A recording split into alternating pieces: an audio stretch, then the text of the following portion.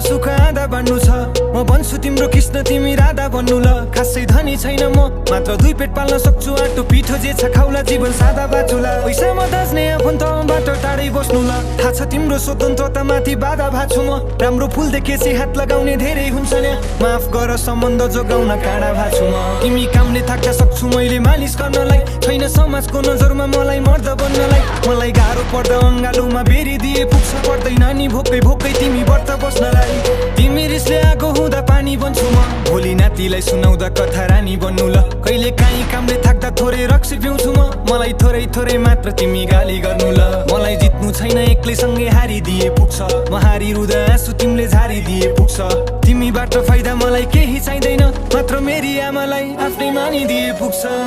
आउनु है तिमी फर्केर बसिरहन्छु म पर्खेर